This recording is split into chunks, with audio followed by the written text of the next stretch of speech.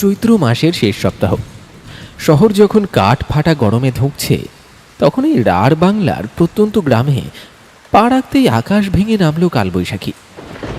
অন্ধকার এখানে শহরের মতো নিরীহ নয়। লোডশেডিংয়ের পর এই গ্রামের অন্ধকার যেন একটা আঠালো ভারী চাদরের মতো চারপাশটাকে গিলে খায়। বাইরে প্রলয়ঙ্করী ঝড়, আর তার সাথে মুষলধারে বৃষ্টি। পুরনো বাঁশবাগানটা ঝড়ের দাপটে মাটির কাছাকাছি নুয়ে পড়ছে। মাঝে মাঝে বিদ্যুতের নীলচে ঝলকানি আকাশ চিড়ে দিচ্ছে, আর সেই কয়েক সেকেন্ডের আলোয় স্পষ্ট হয়ে উঠছে গ্রামের একেবারে প্রান্তে দাঁড়িয়ে থাকা সুমিতের মৃত কাকার পুরনো একতলা বাড়িটা।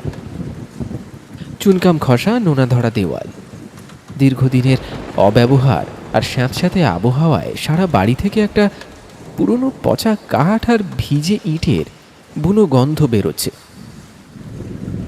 বড় ঘরের মেঝের ঠিক মাঝখানে একটা আধপোড়া মোমবাতি জ্বলছে। মোমের নিভু নিভু আলোয় ঘরের চারপাশের দেওয়ালগুলোতে তিনটে দীর্ঘ অতিকায় ছায়া কাঁপছে।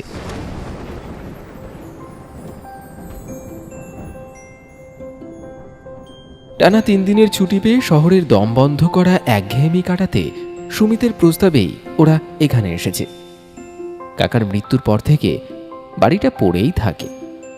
বছরে 2-1বার এসে ওরা আড্ডা দেয়, একটু পরিষ্কার পরিচ্ছন্ন করে যায় আর কি। কিন্তু এবারের আশাটা যেন প্রকৃতির রোষানলে পড়েছে।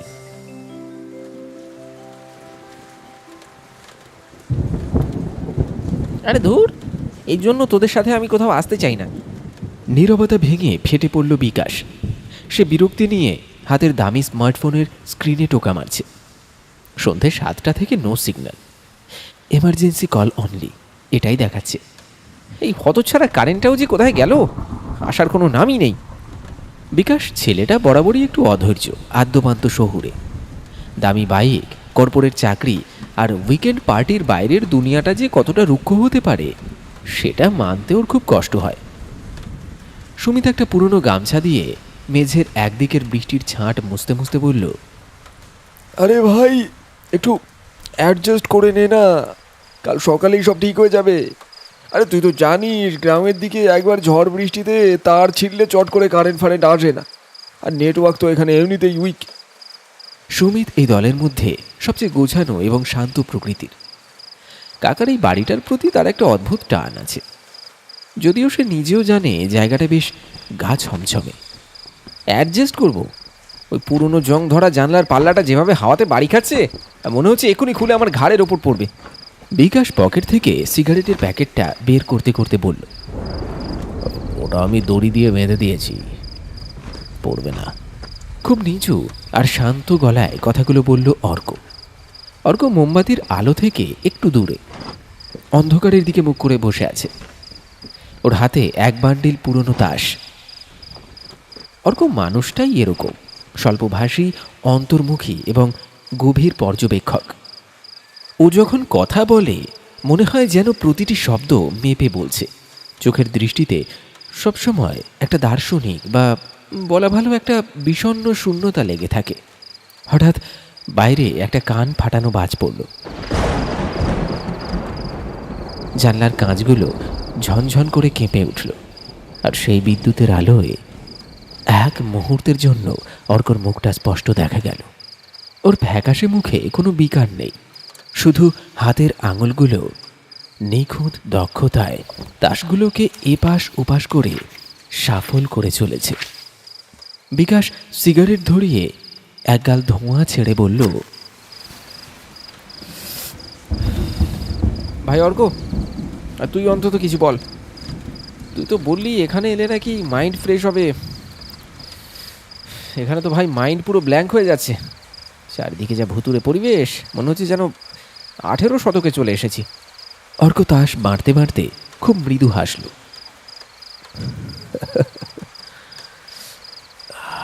শব্দগুলো শুন বিকাশ, শহরের এসির আওয়াজ আর গাড়ির হর্নের বাইরেও যে পৃথিবীর একটা নিজস্ব আদিম শব্দ আছে, সেটা তো এখানেই পাবি। এই বৃষ্টির শব্দ, পুরনো কাঠের গন্ধ, এর মধ্যে একটা অদ্ভুত শান্তি আছে। তোর শান্তি তুই চাট, আমার একটু ভালো লাগছে না।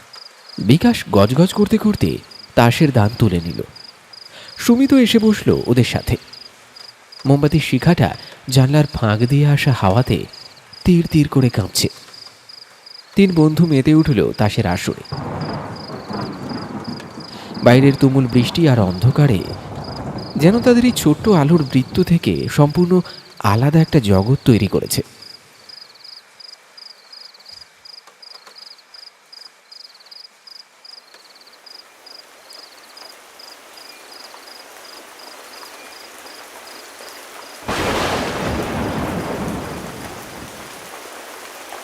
রাত তখন প্রায় 11টা। বাইরের তাণ্ডব কমার কোনো লক্ষণ নেই, উল্টে বৃষ্টির তোড় যেন আরও বেড়েছে। ছাদের পুরনো টালি আর টিনের চালের উপর অবিশ্রান্ত জল পড়ার শব্দে একটা দম বন্ধ করা গোঙানি তৈরি হয়েছে। ঘরের মাঝখানে রাখা মোমবাতিটা এর মধ্যে বেশ খানিকটা গলে গেছে। তার হলদেটে আলোয় তিনটে মানুষের ছায়া দেওয়ালে দীর্ঘ থেকে দীর্ঘতর দেখাচ্ছে। তোর তো ভাই 3rd ক্লাস লাক, এই দানটাও তুই হারলি। বিকাশ হেসে উঠে হাতের তাসগুলো মেঝের ওপর ছুঁড়ে দিল। সুমিত মুচকি হেসে নিজের তাসগুলো গোছাতে গোছাতে বলল, খেলায় হার জিত আছে ভাই, তাই বলে তুই যে প্রতিদানে চিটিং করার চেষ্টা করছিস সেটা আমি খেয়াল করছি না ভাবছিস নাকি? অর্ক কোনো কথা না বলেই মৃদু হাসল। সে বরাবরই এরকম শান্ত। হঠাৎ অর্ক তাসের আসর থেকে উঠে দাঁড়ালো। কিরে কিরে, কোথায় চললি? হারার ভয়ে পালাচ্ছিস নাকি? বিকাশ ভুরু কুঁচকে জিজ্ঞেস করল। আরে না ভাই, আমি একটু ছোট করে আসি। অর্ক ট্রাউজার্সের পকেট হাতড়াতে হাতড়াতে বলল। বিকাশ হো হো করে হেসে উঠল। যা যা যা, হালকা হয়ে আয়, কিন্তু ওই ঘুটঘুটে অন্ধকারে উঠোনে সাবধানে যাস। কাকার আমলের পুরনো কলতলা, পা পিছলে আবার কলে একেবারে ধুত্র হয়ে যাস না যেন। আর শোন, ওই অন্ধকারে পেতনি টেতনি ঘাড় মটকালে কিন্তু আমরা এই বৃষ্টির মধ্যে বাঁচাতে যাব না, বলে দিলাম। বিকাশের এই মজার ছলের কথাটায় কোনো উত্তর দিল না, শুধু বরাবরের মতো ওর সেই শান্ত উদাসীন হাসিটা হাসল। তারপর ঘুরে পেছনের দরজার দিকে এগিয়ে গেল। ক্যাচ করে একটা দীর্ঘ তীক্ষ্ণ শব্দ করে কাঠের ভারী পাল্লাটা খুলল অর্ক। এক ঝাপটা কনকনে ঠান্ডা হাওয়া আর জলের ছাঁট হুড়মুড় করে ঘরের ভেতর ঢুকে এল। মোমবাতি শিখাটা পাগলের মতো কাঁপতে শুরু করল। সুমিত তাড়াতাড়ি দু হাতে আড়াল করে আলোটা বাঁচালো, আর পর মুহূর্তেই সশব্দে পেছনের দরজাটা বন্ধ হয়ে গেল।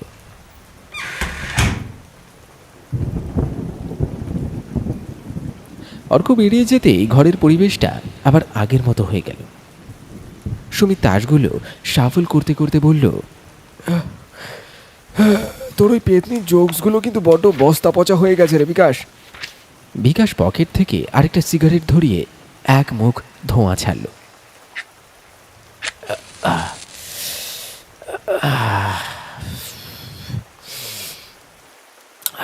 আরে ভাই, ছেলেটা বড্ড সিরিয়াস, সবসময় মনে হয় কী সব গভীর চিন্তায় ডুবে আছে। এখানে এসেও দেখ সেই গুরু গম্ভীর মুখ। আর একটু লেগ পুলিং না করলে জমে নাকি? হ্যাঁ, সুমিত হাসল, কিন্তু মনে মনে স্বীকার করল যে অর্ক সত্যি একটু বেশি চুপচাপ। বাইরে বৃষ্টির একটানা ঝমঝম শব্দের সাথে পুরনো বাঁশবাগানের গোঙানিটা মিলেমিশে এক অদ্ভুত ভৌতিক আবহ তৈরি করেছে। এদিকে 5 মিনিট কেটে গেল। কিরে, ছেলেটা তো অনেকক্ষণ গেল, পেতনি সত্যি আবার ঘাড় মটকে দিল নাকি? বিকাশ ঘড়ির দিকে তাকিয়ে ভুঁড়ো কোঁচকাল। আর ঠিক সেই মুহূর্তে পেছনের দরজাটা খুব ধীর লয়ে প্রায় নিঃশব্দে খুলে গেল। সুমিত মুখ তুলে তাকালো। অর্ক ভেতরে ঢুকছে, কিন্তু ওকে দেখে সুমিতের বুকের ভেতরটা এক অজানা আশঙ্কায় ছ্যাঁত করে উঠল।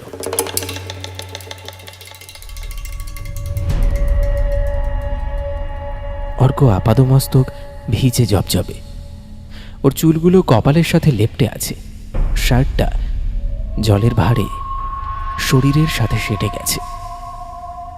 বাইরের বারান্দা থেকে কলতলা পর্যন্ত তো টিন দিয়ে ঘেরা।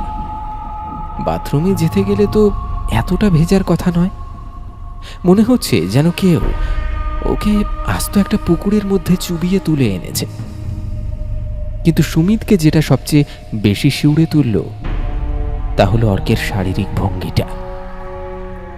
এই তুমুল ঝড় বৃষ্টিতে এমনভাবে ভিজে এলে মানুষের একটা স্বাভাবিক রিফ্লেক্স থাকে, গা মোছার চেষ্টা করা বা শীতে কাঁপা বা অন্তত একটা বিরক্তি প্রকাশ করা। কিন্তু অর্কের মধ্যে তার ছিটে ফোঁটাও নেই, সে একদম চুপ।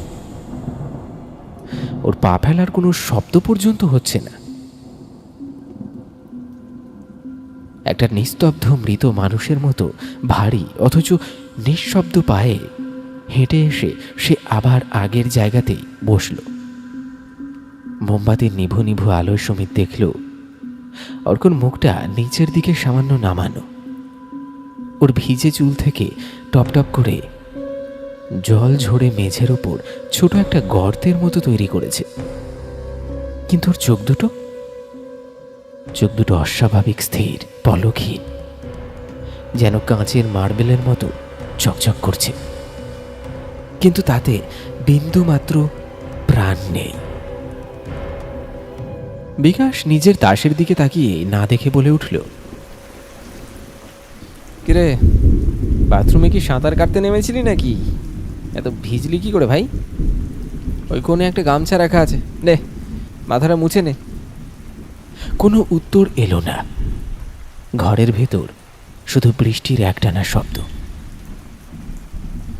বিকাশ এবার মুখ তুলে তাকালো। অর্কর ওই মূর্তি দেখে ওর মুখের হাসিটাও একটু থমকে গেল, কিন্তু সে পরিস্থিতি হালকা করার জন্য একটু জোর করেই হাসল। কিরে, কালা হয়ে গেলি নাকি? কথা বলছিস না কেন? সুমিত একদৃষ্টে তাকিয়ে আছে অর্কর দিকে। তার কানের কাছে কেউ যেন ফিসফিস করে বলছে, সামনে বসা এই মানুষটার মধ্যে স্বাভাবিক কিছু নেই। অর্ক এবারও মুখে কোনো শব্দ করল না। বিকাশ আর সুমিতের কোনো কথারই যেন ওর কাছে কোনো অর্থ নেই। সে শুধু খুব ধীরে একটা দম দেওয়া যান্ত্রিক পুতুলের মতো একবার ঘাড় নাড়ল। তারপর ওর ফ্যাকাশে বরফের মতো সাদা হয়ে যাওয়া ডান হাতটা বাড়িয়ে মেঝের ওপর পড়ে থাকা তাসগুলো অত্যন্ত সন্তর্পণে তুলে নিল। ঘরের বাতাসটা হঠাৎ করেই যেন 10 গুণ ভারী হয়ে গেছে। মোমবাতির আলোটা একবার দপ করে জ্বলে উঠে আবার স্তিমিত হয়ে গেল। আর সেই আলোয় সুমিত স্পষ্ট দেখল অর্কের ঠোঁটের কোণে ফুটে উঠেছে এক চিলতে শীতল প্রাণহীন হাসি, যে হাসির সাথে তাদের চেনা বন্ধুর অর্কর কোনো মিল নেই। ঘরের ভেতরের হাওয়াটা যেন জমাট বেঁধে বরফ হয়ে গেছে।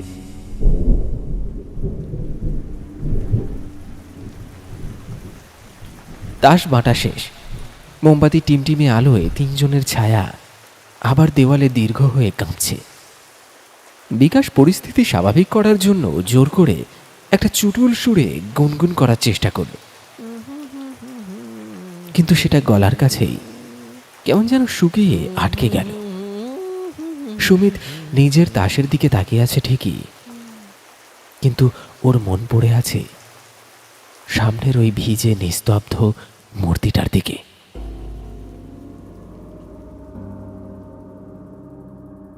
অর্ক নাকি অন্য কিছু?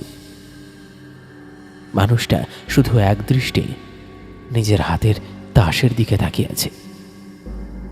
ভিজে চুল থেকে টুপটুপ করে জল ঝরে মেঝের সাথে সাথে সিমেন্টের উপর পড়ছে টুপটুপ শব্দে। এই নিস্তব্ধ ঘরের ভেতর এই সামান্য জলের ফোঁটা পড়ার শব্দটাও যেন হাতুড়ির ঘায়ের মতো আছড়ে পড়ছে সুমিতের স্নায়ুর ওপর, ঠিক যেন কোনো অদৃশ্য ঘড়ির কাঁটার শব্দ, যা একটা আসন্ন সর্বনাশের সময় গুনছে। হঠাৎ সুমিতের ডান দিকের প্যান্টের পকেটে একটা তীক্ষ্ণ ভাইব্রেশন অনুভূত হলো।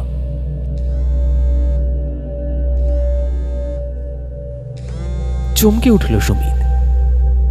এই তুমুল ঝড় বৃষ্টির রাতে, যেখানে সন্ধে থেকে মোবাইল নেটওয়ার্কের কোনো চিহ্ন মাত্র নেই, সেখানে হঠাৎ ফোন বাজলো কি করে?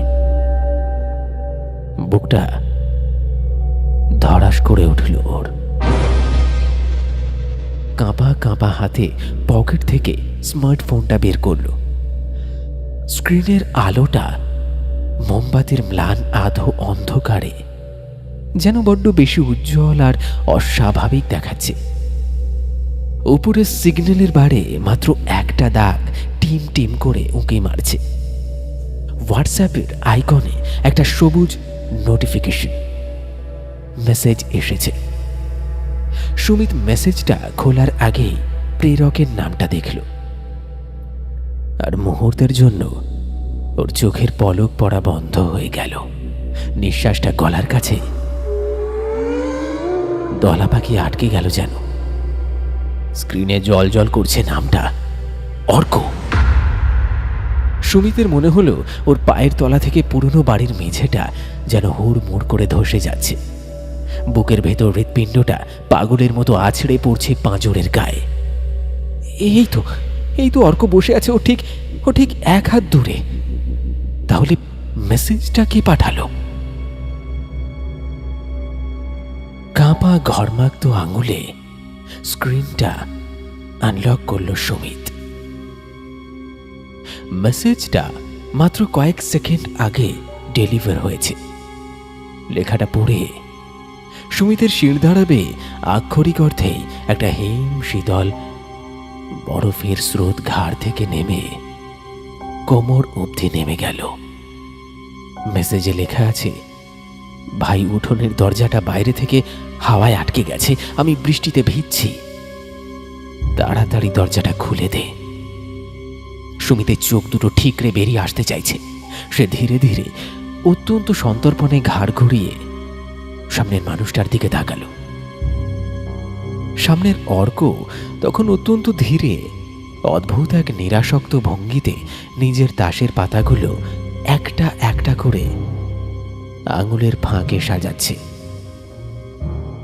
ওর ফ্যাকাশে চামড়ার উপর মোমবাতির আলো পড়ে একটা মৃতদেহের মতো মোমের আস্তরণ তৈরি করেছে। ওর বুকের ওঠানামা পর্যন্ত বোঝা যাচ্ছে না। সুমিত নিজের নিঃশ্বাস প্রশ্বাসের শব্দ যেন নিজের কানে শুনতে পাচ্ছে। সে একটা শুকনো ঢোক গিলল, তারপর চোখের দৃষ্টি সামনের মানুষটার উপর থেকে এতটুকুও না সরিয়ে নিজের ফোনটা আলতো করে মেঝের উপর দিয়ে ঠেলে দিল বিকাশের দিকে। বিকাশ একটু বিরক্ত হয়ে তাসের দিক থেকে চোখ তুলে তাকালো। আরে কি হলো আবার? ফিসফিস করে বলল সে। তারপর সুমিতের ইশারায় মেঝের উপর পড়ে থাকা উজ্জ্বল স্ক্রিনটার দিকে তাকালো। মাত্র কয়েক সেকেন্ড। বিকাশের চোখের তারা দুটো আতঙ্কে প্রসারিত হয়ে গেল।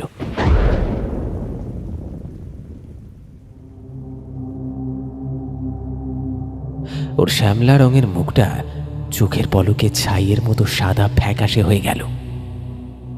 হাতের তাসগুলো খসে পড়ে গেল মেঝের ওপর। বিকাশ আর সুমিত দুজনেই পাথরের মূর্তির মতো জমে গেছে। ওদের সামনে বসা ওই জলজ্যান্ত মানুষটা, ভিজে জবজবে মানুষটার দিকে ওরা পলকহীন দৃষ্টিতে তাকিয়ে আছে। ঘরের ভেতর এমন এক নিস্তব্ধতা গ্রাস করেছে যেন একটা পাতা পড়লেও তার প্রতিধ্বনি শোনা যাবে। শুধু বাইরের অন্ধকারে কালবৈশাখীর গোঙানি আর বৃষ্টির একটানা ঝমঝম শব্দ ওদের কানের পর্দায় আছড়ে পড়ছে। এটা কোনো ভৌতিক ভয় নয়, এটা ক্লাস্ট্রোফোবিয়া। বদ্ধ ঘরের ভেতর এক অজানা অকল্পনীয় আতঙ্কের সাথে আটকা পড়ার ভয়। ওরা দুজনে বুঝতে পারছে না কি করবে, দৌড়ে গিয়ে পেছনের দরজাটা খুলবে নাকি সামনের এই জিনিসটাকে আঘাত করবে। যদি বাইরে আটকে থাকা মানুষটা সত্যি অর্ক হয়, তাহলে তাহলে ওদের সামনে বসে থাকা এই অবয়বটা কি? আর ঠিক সেই মুহূর্তে ঘরের সেই হাড় হিম করা নিস্তব্ধতা টুকরো টুকরো হয়ে ভেঙে গেল। সামনের ওই ভেজা মূর্তিটা তাস থেকে এতটুকু চোখ তুলল না। ওর মাথাটা আগের মতোই বুকের দিকে ঝোঁকানো, কিন্তু ওই অবস্থাতেই সে কথা বলে উঠল। গলাটা অবিকল অর্কর, কিন্তু তার মধ্যে কোনো আবেগ নেই, কোনো ওঠা পড়া নেই। একটা অদ্ভুত যান্ত্রিক ঘড়ঘড়ে স্বর, যেন বহু কাল পুরনো কোনো ভাঙা গ্রামোফোন রেকর্ড থেকে একটা আটকে যাওয়া লাইন বেজে উঠল। শীতল আবেগহীন গলায় অবয়বটা বলে উঠল, দরজাটা খুলিস না ভাই, বাইরে ওটা আমি নই। কথাটা সুমিতের কানের পর্দায় আছড়ে পড়ার সাথে সাথে ওর মনে হলো মস্তিষ্কের ভেতরের সবকটা শিরা যেন টান টান হয়ে এক লহমায় ছিঁড়ে গেল। বিকাশ একটু অস্ফুট গোঙানির মতো শব্দ করে ছিটকে পিছিয়ে গেল। ওর পিঠ গিয়ে সজোরে ঠেকল পেছনের ড্যাম্প ধরা দেওয়ালে। ঘরের নিস্তব্ধতা তখন একটা জমাট বাঁধা পাথরের মতো ভারী। বাইরে কে আর ভেতরেই বা কে? সুমিতের যুক্তিবাদী মন খড়কুটোর মতো ভেসে গেল চরম প্যারানরিয়া আর ক্লাস্ট্রোফোবিয়ার বন্যায়। চোখের সামনে বসা এই ভিজে ফ্যাকাশে জিনিসটা যদি অর্ক না হয়, তবে এটা কি? একটা কি ছদ্মবেশী বিভীষিকা, নাকি বাইরে যেটা দাঁড়িয়ে আছে সেটা কোনো অশুভ সত্তা? উন্মাদ প্রায় এক আতঙ্ক সুমিতের বুকের খাঁচাটা ভেঙে বেরিয়ে আসতে চাইল। আর ঠিক সেই চরম স্নায়বিক মুহূর্তেই সামনের সেই জলজ্যান্ত অবয়বটা অত্যন্ত ধীর গতিতে মাথাটা উপরের দিকে তুলল। মোমবাতির কাঁপা কাঁপা আলো এসে পড়ল ওর মুখের ওপর। সুমিত দেখল অর্কর সেই স্থির পলকহীন চোখের দৃষ্টি সোজা ওর দিকে নিবদ্ধ। আর তারপরই অর্কর ঠোঁটের কোণ দুটো ধীরে ধীরে প্রসারিত হতে শুরু করল। একটা শীতল নিস্তব্ধ এবং অদ্ভুত রকমের বিকৃত হাসি ফুটে উঠল ওর মুখে। সেই হাসিতে কোনো শব্দ নেই, শুধু আছে একটা হাড় হিম করা ক্রূরতা। সুমিতের ভেতর জমে থাকা ভয়টা হঠাৎ করেই একটা বুনো আদিম আত্মরক্ষার প্রবৃত্তি হয়ে ফেটে পড়ল। ওর আর কিছু ভাবার ক্ষমতা ছিল না। যুক্তি, বন্ধুত্ব, চেনা মুখ সবকিছু ওই চরম আতঙ্কের কাছে মুছে গেল। এই বদ্ধ ঘরে এই পিশাচটার সাথে আর এক মুহূর্ত নয়। সুমিতের ডান হাতটা পাগলের মতো কিছু একটা আঁকড়ে ধরতে চাইল। ওর মনে পড়ে গেল জানলার পাল্লাটা যাতে হাওয়ায় না ঘাটে তার জন্য মেঝেতে একটা ভারী মরচে ধরা লোহার রড রাখা ছিল। সুমিতের হাত অন্ধকারের মধ্যেই খামচে ধরল সেই ঠান্ডা লোহাটাকে। না! সুমিতের গলা চিরে একটা অমানসিক পাশবিক চিৎকার বেরিয়ে এলো। বিকাশ কিছু বুঝে ওঠার আগেই সুমিত বিদ্যুৎ বেগে হাতটা তুলল আর নিজের সর্বশক্তি দিয়ে সেই ভারী লোহার রডটা সজোরে আছড়ে ফেলল হাসতে থাকা অর্কের মাথার বাঁ দিকে। না না! একটা বিভৎস স্যাঁতস্যাঁতে হাড় ভাঙার শব্দ পুরো ঘরের হাওয়াটাকে চিরে দিল। অর্কর মুখের সেই অদ্ভুত হাসিটা মুহূর্তের মধ্যে মিলিয়ে গিয়ে একটা যন্ত্রণার ছাপে পরিণত হলো। ওর মুখ থেকে ছিটকে এলো গরম রক্তের ফোয়ারা। কোনো আত্মরক্ষার সুযোগ বা চিৎকার করার সময়টুকুও পেল না। একটা ডালপালা কাটা গাছের গুঁড়ির মতো ওর শরীরটা ভারী শব্দ করে লুটিয়ে পড়ল মেঝের উপর। রক্তে ভেসে যেতে লাগলো সিমেন্টের মেঝে। মোমবাতির আলোয় সেই রক্তের রং দেখাচ্ছে আলকাত্রার মতো কালো। সুমিতের হাতের রডটা খসে পড়ল। হাঁপড়ের মতো বুক উঠছে আর নামছে। বিকাশ দেওয়াল ঘেঁষে বসে পড়ে দু হাতে নিজের মুখ ঢেকে থরথর করে কাঁপছে। কয়েক সেকেন্ডের নিস্তব্ধতা। বাইরের বাইরের দরজাটা দেখতে হবে, বিকাশ, দেখতে হবে। সুমিতের গলা দিয়ে একটা ঘর ঘরে আওয়াজ বেরোলো। বিকাশ আর সুমিত দুজনে প্রায় হামাগুড়ি দিয়ে একে অপরের গায়ে হোঁচট খেতে খেতে ছুটে গেল পেছনের দরজার দিকে। ওদের উন্মত্ত দৃষ্টি তখন বাইরের আসল অর্ককে খোঁজার জন্য মরিয়া। সুমিত কাঁপা কাঁপা হাতে দরজার ছিটকিনিটা হ্যাঁচকা টেনে খুলে ফেলল। দুটো ভারী পাল্লা হাওয়ার দাপটে সশব্দে দুদিকে ছিটকে গেল।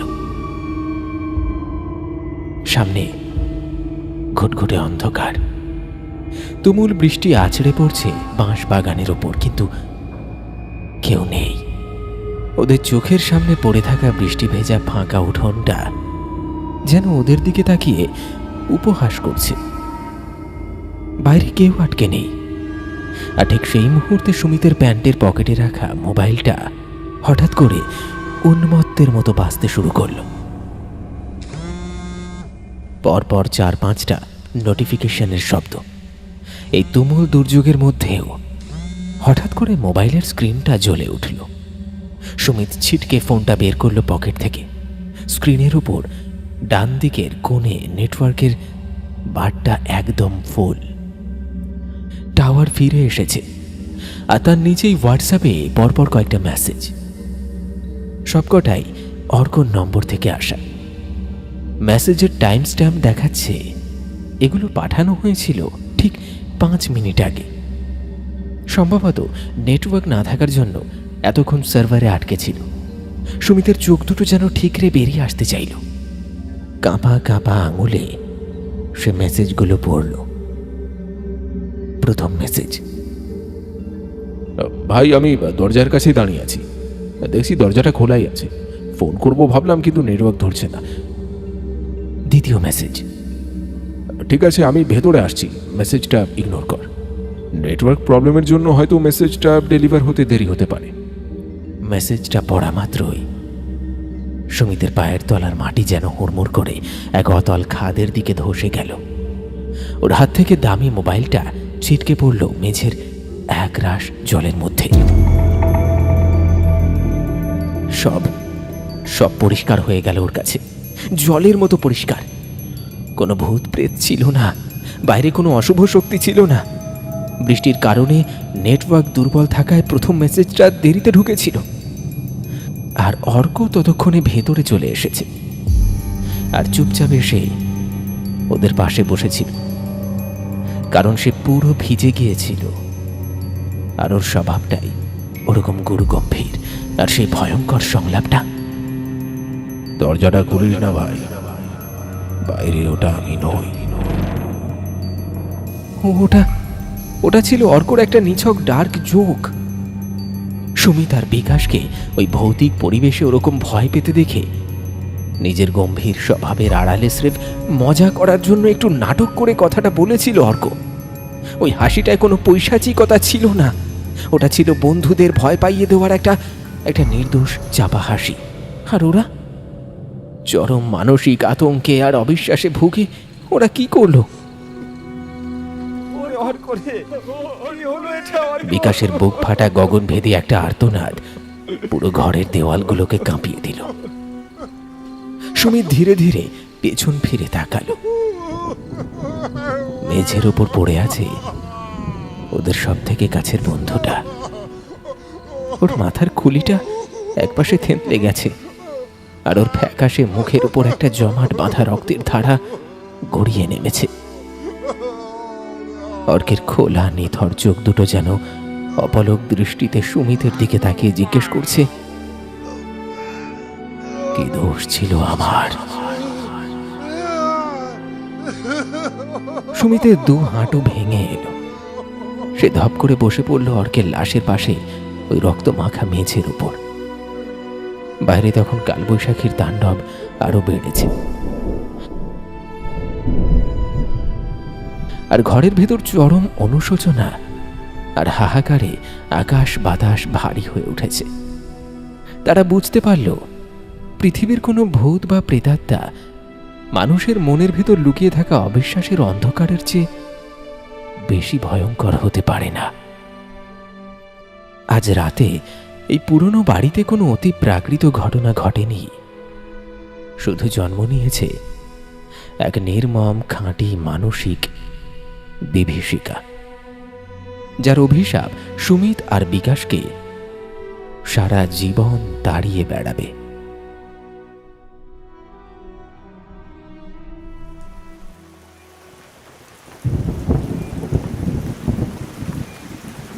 ঘরের ভেতর তখন কেবল দুটো মানুষের চাপা বুক ফাটা কান্নার শব্দ, আর বাইরে বৃষ্টির একটানা আর্তনাদ। মেঝেতে ছড়ানো কালচে রক্তের পাশে বসে সুমিত আর বিকাশ নিজেদের চুল ছিঁড়ছে। এইমাত্র নিজেদের হাতের মুঠোয় নিজেদেরই সবচেয়ে কাছের বন্ধুর প্রাণ কেড়ে নিয়েছে ওরা। অনুশোচনা আর আত্মগ্লানিতে ওদের মস্তিষ্কের শিরাগুলো যেন ফেটে যেতে চাইছে। আর ঠিক সেই মুহূর্তে ঘরের ঈশান কোণে রাখা সেই কাকার আমলের পুরনো ধুলোয় ঢাকা ব্যাটারি চালিত রেডিওটার ভেতর থেকে হঠাৎ একটা যান্ত্রিক শব্দ হলো। সুমিত আর বিকাশ চমকে কান্নার মাঝখানেই থমকে গেল। রেডিওটার নব কেউ ঘোরায়নি, কিন্তু স্পিকারের ভেতর থেকে ঘর ঘর করে একটা অদ্ভুত স্ট্যাটিক বা রেডিও ফ্রিকোয়েন্সি খোঁজার আওয়াজ বেরোতে শুরু করলো। ছ্যাঁত করে উঠল সুমিতের বুকটা। এই চরম মৃত্যুপুরীর নিস্তব্ধতায় ওই সামান্য যান্ত্রিক আওয়াজটাও যেন স্নায়ুর উপর করাত চালানোর মতো মনে হচ্ছে। স্ট্যাটিক আওয়াজটা কয়েক সেকেন্ড চলার পর হঠাৎ থিতু হলো, আর তারপর সেই পুরনো স্পিকারের ঘর ঘরে আওয়াজ চিরে ভেসে এলো একটা গলা। খুব অস্পষ্ট, কিন্তু প্রতিটি শব্দ স্ফটিকের মতো পরিষ্কার। গলাটা অর্কর। আমি তো আগেই বলেছিলাম ভাই, ওটা আমি ছিলাম না। সুমিত আর বিকাশের শরীরের রক্ত যেন বরফ হয়ে গেল। ওরা পাথরের মতো জমে গিয়ে তাকালো মেঝের উপর পড়ে থাকা নিথর দেহটার দিকে। তবে কি ওরা যাকে খুন করেছে সে সত্যি অর্ক ছিল না, নাকি এই পুরো বিষয়টা ওদের অপরাধ বোধ আর চরম মানসিক ট্রমা থেকে তৈরি হওয়া একটা হ্যালুসিনেশন? রেডিওটা আবার ঘুটঘুটে নিস্তব্ধ হয়ে গেল। কিন্তু ওদের ঘোর কাটতে না কাটতে ঘরের আবহাওয়াকে আরো এক ধাপ নারকীয় করে তুলতে হঠাৎ একটা তীব্র তীক্ষ্ণ শব্দ বেজে উঠল। শব্দটা আসছে ঘরের অন্য কোণে রাখা একটা ছোট কাঠের টেবিলের ওপর থেকে। একটা পুরনো কালো রঙের বিএসএনএল ল্যান্ডলাইন ফোন। বিকাশ আতঙ্কে প্রায় পিছিয়ে দেওয়ালে সেঁটে গেল। কারেন্ট নেই সন্ধ্যে থেকে, গোটা গ্রাম অন্ধকারে ডুবে আছে। তাহলে এই ল্যান্ডলাইন বাজছে কিভাবে? সুমিতের যুক্তিবাদী মন এক সেকেন্ডের জন্য হয়তো উত্তরটা হাতড়ে পেল। ল্যান্ডলাইন ফোনের সাথে বাড়ির ইলেকট্রিসিটির কোনো সম্পর্ক থাকে না। ওগুলো চলে সরাসরি মূল টেলিফোন এক্সচেঞ্জের নিজস্ব ডিসি ভোল্টেজে। তাই ইলেকট্রিসিটি না থাকলেও ল্যান্ডলাইন বাজে। কিন্তু বিজ্ঞানের এই সহজ যুক্তিটা এই মুহূর্তে এই রক্ত মাখা বদ্ধ ঘরের বিভীষিকার সামনে একেবারে মূল্যহীন মনে হলো। এই মৃত্যুপুরীতে ল্যান্ডলাইনের ওই একটানা যান্ত্রিক শব্দটা যেন সাক্ষাৎ কোনো অশুভ বার্তার ডাক। ফোনটা বাজছে তো বাজছে। সুমিত টলতে টলতে উঠে দাঁড়াল। ওর পা দুটো যেন ভেজা তুলোর মতো ভারী হয়ে গেছে। কাঁপা কাঁপা রক্তমাখা হাতটা বাড়িয়ে সে ল্যান্ডলাইনের রিসিভারটা তুলে নিল কানের কাছে। হ্যালো। সুমিতের গলা দিয়ে শুধু একটা শুকনো গোঙানি বেরোল। ওপাশে কয়েক সেকেন্ডের একটা অদ্ভুত নিস্তব্ধতা। তারপরেই শোনা গেল একটা বুক ফাটা ডুকরে ওঠা কান্নার আওয়াজ। শহরের বাড়ি থেকে ফোন করেছে অর্কের মা। সুমিত, সুমিত রে, তোরা ঠিক আছিস বাবা? ওপাশের গলার স্বর কান্নায় ভেঙে চুরমার হয়ে যাচ্ছে। কাকিমা, আমরা আমরা সুমিতের গলা দিয়ে কথা বেরোচ্ছে না। সে মেঝের ওপর পড়ে থাকা অর্কের লাশের দিকে তাকিয়ে কাঁপছে। তোদের আমি সন্ধ্যে থেকে মোবাইলে ট্রাই করছি রে বাবা, কোনো ফোনে লাইনই পাচ্ছি না লাইন। তোরা তাড়াতাড়ি ফিরে আয় সুমিত, সব শেষ হয়ে গেছে রে। আজ নাইট ডিউটির পর ভোরবেলা বাড়ি ফেরার পথে অর্কর বাইকটা একটা লরির নিচে। সুমিতের চোখের মণি দুটো স্থির হয়ে গেল। ওর মনে হলো কেউ যেন ওর মাথার ভেতর একটা বিশাল হাতুড়ি দিয়ে সজোরে আঘাত করেছে। ও যে আর নেই রে সুমিত। কাকিমার আর্তনাদে ল্যান্ডলাইনের রিসিভারটা কেঁপে উঠল। কত দিনে আশা করেছিল তোদের সাথে এই উইকেন্ডে গ্রামে যাবে, কত প্ল্যান করেছিল। ও তোদের সাথে আজ গ্রামে যেতে পারলো না রে, পারলো না। সুমিতের ডান হাতের আঙুলগুলো অসাড় হয়ে গেল। হাত থেকে খসে পড়ল রিসিভারটা। টেবিলের গায়ে ধাক্কা খেয়ে রিসিভারটা তার মাথায় ঝুলতে লাগলো, আর তার ভেতর থেকে একটা না একটা বিপ বিপ শব্দ পুরো ঘরে প্রতিধ্বনিত হতে শুরু করলো। অস্তিত্বের এক চরম শ্বাসরুদ্ধকর সংকট এসে গলা টিপে ধরল সুমিতের। যদি অর্ক কাল রাতের বেলা নাইট ডিউটি সেরে ভোরবেলা বাড়ি ফেরার পথে বাইক অ্যাক্সিডেন্টে মারা গিয়ে থাকে, তাহলে আজ যে মানুষটা ওদের সাথে হাওড়া স্টেশন থেকে ট্রেনে করে এই গ্রামে এসেছে, সারা রাস্তা গল্প করেছে, ওদের সাথে এই ঘরে বসে তাস খেলেছে, সে কি? সুমিত উন্মাদ প্রায় দৃষ্টিতে তাকালো মেঝের ওপর পড়ে থাকা মৃতদেহটার দিকে। মাথার খুলি ফেটে রক্ত বেরোচ্ছে। ওটা তো কোনো ছায়া বা প্রেতাত্মা নয়, ওটা একটা জল জ্যান্ত রক্ত মাংসের শরীর। যদি ওটা অর্ক না হয়, তাহলে এই মুহূর্তে এই মেঝের ওপর কার রক্তাক্ত মৃতদেহ পড়ে আছে? কার রক্তে ভেসে যাচ্ছে কাকার এই পুরনো ঘরের মেঝে? আর একটু আগে উঠোন থেকে হোয়াটসঅ্যাপ মেসেজটাই, ওটাই বা কে পাঠিয়েছিল সুমিতের ফোনে? সুমিতের মনে হলো ওর পায়ের তলার মেঝেটা যেন এক অনন্তহীন অন্ধকারের দিকে তলিয়ে যাচ্ছে। ঘরের চারপাশের দেওয়ালগুলো যেন হাসছে ওদের দিকে তাকিয়ে। ওরা কি তবে এমন কোনো অকল্পনীয় প্রাচীন অশুভ সত্তাকে নিজেদের সাথে করে শহর থেকে নিয়ে এসেছে, যে অবিকল হরকর রূপ ধারণ করে ওদের সাথে খেলছিল? নাকি সুমিত আর বিকাশ দুজনেই ইতিমধ্যে পাগল হয়ে গেছে? বাইরের কালবৈশাখীর মেঘ চিড়ে একটা বিকট শব্দে বাজ পড়ল। জানলার কাঁচগুলো ঝনঝন করে উঠল, আর সেই বিদ্যুতের নীলচে আলোয় সুমিত স্পষ্ট দেখল মেঝের উপর পড়ে থাকা সেই অর্কর মৃতদেহটার ঠোঁটের কোণে তখনও লেগে আছে সেই অদ্ভুত, ক্রূর এবং নিস্তব্ধ হাসিটা। ঝুলন্ত রিসিভারের একটানা যান্ত্রিক বিপ বিপ শব্দটা সুমিতের মস্তিষ্কের প্রতিটি শিরায় যেন হাতুড়ি পেটাচ্ছে। ঘামে আর আতঙ্কে ভিজে যাওয়া ফ্যাকাশে মুখটা নিয়ে সুমিত টলতে টলতে ধীরে ধীরে ঘুরল বিকাশের দিকে। গলা দিয়ে স্বর ফুটছে না, চারপাশের বাতাস যেন কাঁচের মতো ফালা ফালা করে দিচ্ছে শ্বাসনালী। কিন্তু ওকে বলতেই হবে যে মেঝের উপর পড়ে থাকা ওই নিথর রক্তমাখা মাংসপিণ্ডটা অর্ক নয়।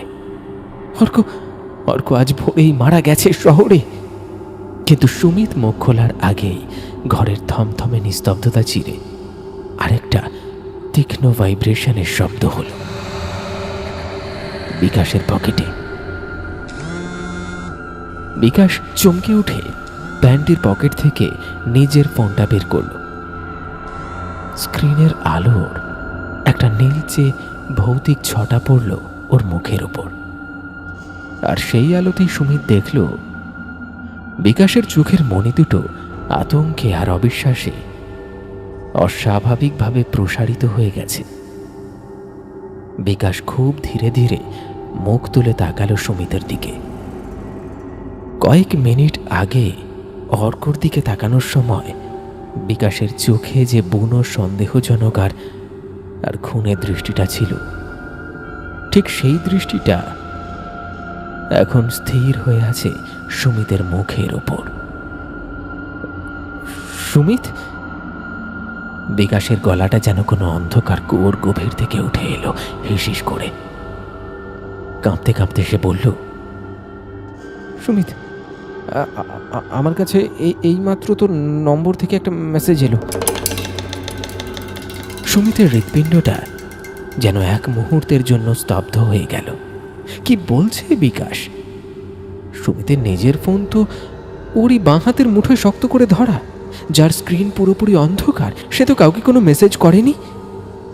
একটা শুকনো কাঁটা বেঁধা ঢোক গিলে সুমিত ভাঙা গলায় জিজ্ঞেস করল, কি লেখা আছে? বিকাশ কোনো উত্তর দিল না। সে শুধু অদ্ভুত এক শীতল শিকারী দৃষ্টিতে সুমিতের দিকে তাকিয়ে অত্যন্ত সন্তর্পণে এক পা পিছিয়ে গেল। তারপর ওর ডান হাতটা ধীরে ধীরে মেঝের দিকে নেমে গেল, ঠিক যেখানে অর্কের রক্তে মাখামাখি হয়ে থাকা শরীরটা পড়ে আছে, তার পাশে পড়ে থাকা সেই ভারী লোহার রডটার কাছে। রডের ঠান্ডা লোহাটা মুঠোয় শক্ত করে আঁকড়ে ধরে বিকাশ ওর ফোনের স্ক্রিন থেকে ফিস ফিস করে পড়া শুরু করল। লেখা আছে, বিকাশ, যে লোকটা তোর সামনে দাঁড়িয়ে আছে ওটা আমি নই। আমি পেছনের বাথরুমে আটকা পড়েছি। রডটা তুলে নে ভাই, নইলে ও তোকে মেরে ফেলবে। সুমিতের চারপাশে চেনা পৃথিবীটা যেন বন বন করে ঘুরতে ঘুরতে একটা অতল অন্তহীন খাদের দিকে তলিয়ে যেতে শুরু করলো। ওর মনে হলো শিরায় শিরায় বইতে থাকা রক্ত জমে কালো বরফ হয়ে যাচ্ছে। সুমিত বুঝতে পারল এই নারকীয় খেলাটা অর্ককে দিয়ে শেষ হয়নি, এটা মাত্র শুরু। ওদের সাথে যে অশুভ নামহীন জিনিসটা শহর থেকে ট্রেনে করে এসেছিল, সেটা শুধু রূপ বদলাতেই জানে না, সেটা মানুষের মন, ভয় আর অবিশ্বাস নিয়ে খেলতে জানে। ওটা একটা প্রাচীন প্যারাসাইট, যার প্রধান খাদ্য হলো মানুষের ভেতরের প্যারানইয়া। ওরা নিজেদের হাতে নিজেদের বন্ধুদের খুন করে যে চরম পাপ করেছে, সেই পাপটাই এখন ওদের গিলে খেতে আসছে। এটা একটা মৃত্যু কুয়ো, যেখান থেকে বেরোনোর কোনো রাস্তা নেই। এখন এই বদ্ধ ঘরের ভেতর আর কেউ নেই। বাইরের তুমুল কালবৈশাখী আর পৃথিবীর সমস্ত কোলাহল থেকে সম্পূর্ণ বিচ্ছিন্ন এই মৃত্যুপুরীতে শুধু দুজন মানুষ। মাঝখানে একটা রক্ত মাখা লোহার রড, আর একে অপরের প্রতি চরম আদিম এক অবিশ্বাস। সুমিত দেখল বিকাশের হাতের পেশিগুলো রডটার উপর শক্ত হচ্ছে। বিকাশের চোখে এখন আর কোনো বন্ধুত্ব নেই, আছে শুধু নিজের প্রাণ বাঁচানোর জন্য সামনের এক অজানা আততায়ীকেও শেষ করার আদিম হিংস্রতা। সুমিত আত্মরক্ষার্থে দুহাত মুঠো করে একটা পা সামনে বাড়ালো, আর ঠিক সেই মুহূর্তে জানলার ফাঁক দিয়ে ধেয়ে আসা ঝড়ের একটা প্রবল দমকা হাওয়ায় ঘরের মাঝখানে রাখা একমাত্র মোমবাতিটা দপ করে নিভে গেল। গোটা ঘর ডুবে গেল জমাট অন্ধকারের এক নিরেট গহ্বরে। শুধু সেই ঘুটঘুটে অন্ধকারের ভেতর থেকে শোনা গেল একটা ভারী লোহার রড শূন্যে তুলে সজোরে আছড়ে ফেলার সাঁই করে একটা শব্দ, এবং ঠিক তারপরেই একটা অমানসিক হাড় হিম করা আর্তনাদ।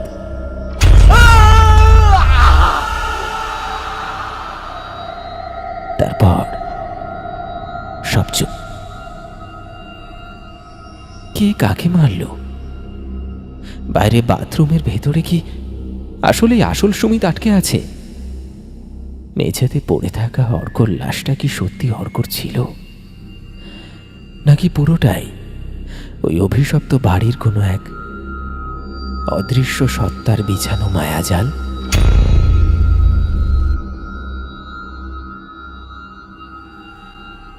শুনলেন অদ্রিজা ভট্টাচার্য বিরচিত গ্রাম বাংলার ভূতের গল্প বাদলা রাতে দেশের বাড়িতে।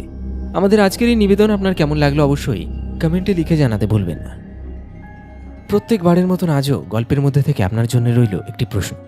আচ্ছা বলুন তো, সুমিত, বিকাশ এবং অর্ক 3 বন্ধুতে যখন দেশের বাড়িতে গিয়েছিল তখন কোন মাসের কত নম্বর সপ্তাহ চলছিল? প্রশ্নের সঠিক উত্তর আপনার সম্পূর্ণ নামের সঙ্গে কমেন্ট বক্সে লিখে জানাবেন। যারা সঠিক উত্তর দেবেন তাদের নাম আগামী গল্পে ঘোষণা করা হবে। তাহলে চলুন দেখে নিই আমাদের গত এপিসোডে কারা কারা প্রশ্নের সঠিক উত্তর লিখে কমেন্ট করেছিলেন। গত এপিসোডে প্রশ্নের সঠিক উত্তর লিখে কমেন্ট করেছিলেন শর্মিলা বেগম, সাবির আলী, পায়েল দাস, জাকির গাজী, সৌম্যদীপ গড়াই, শুভঙ্কর দাস, রত্না সরকার, বাবু, দীপক মালাকার, শেখ মনোয়ার, প্রদীপ চক্রবর্তী, সরোজিনী, দিব্যাংশী, নয়নিকা ও গাবান, হেমন্ত মণ্ডল, সার্থক মণ্ডল, সুষমা মণ্ডল, আব্দুল হাবিব, আশরাফুল রহমান, সদানন্দ বেরা, মমতা এবং মমতা। আপনাদের প্রত্যেককে অনেক অনেক ধন্যবাদ জানাই আমাদের গল্পগুলি বরাবর নিয়মিত শুনে এসে গল্পে থাকা প্রশ্নের সঠিক উত্তর কমেন্টে লিখে জানানোর জন্য। এখানে অযথা সময় নষ্ট না করে সরাসরি গল্প শোনানো হয়। তাই যারা এখনো পর্যন্ত আমাদের চ্যানেলটি সাবস্ক্রাইব করেননি অথচ নিয়মিত আমাদের গল্পগুলি শুনছেন, বা যারা নতুন আমাদের চ্যানেলে এসেছেন, তাদের প্রত্যেকের কাছে অনুগ্রহ করে চ্যানেলটি সাবস্ক্রাইব করুন। আমি সুদর্শন আজকের মতো আড্ডা বিরতি দিচ্ছি এখানেই। আবার দেখা হবে আগামী এপিসোডে একটা রোমাঞ্চকর ভৌতিক গল্পের সাথে। কে থাকছেন তো? সকলে ভীষণ ভালো থাকবেন, সুস্থ থাকবেন। ধন্যবাদ।